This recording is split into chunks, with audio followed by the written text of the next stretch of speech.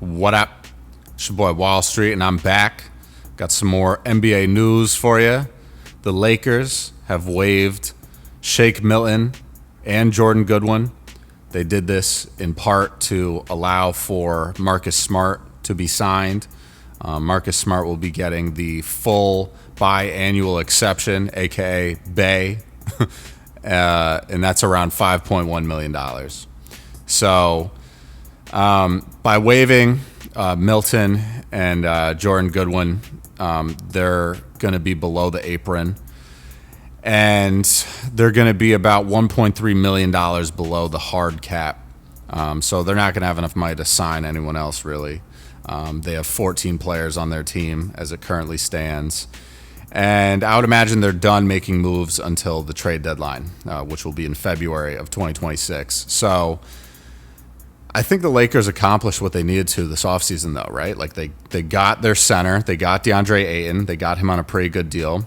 And they got a guy in Marcus Smart who allows for them to now not have Luka be the guy that's guarding, opposing guards, right? Like Luka is just going to get put on the least intensive defensive assignment now because Marcus Smart is a guy that can come in and guard any player, right? I mean, he's not going to be guarding, a 7-foot dude, right? But he can guard 1 through 3 for sure.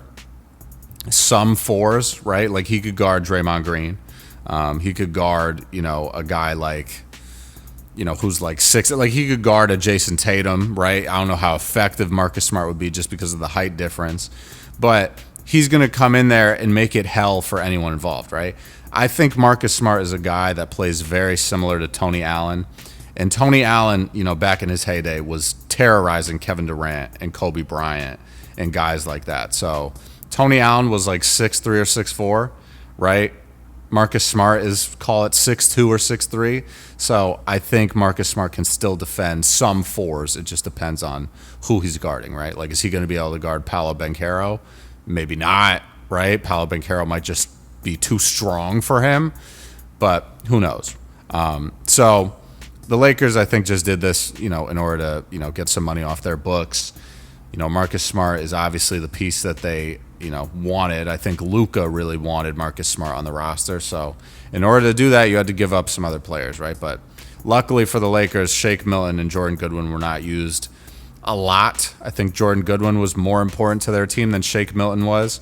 And I'm a big fan of Jordan Goodwin. So I would have to imagine he's going to get picked up by somebody. Jordan Goodwin's a guy who's, I think he's like a 6'4" guard, maybe 6'3". And he's a guy that averaged 10 rebounds a game for a season in college.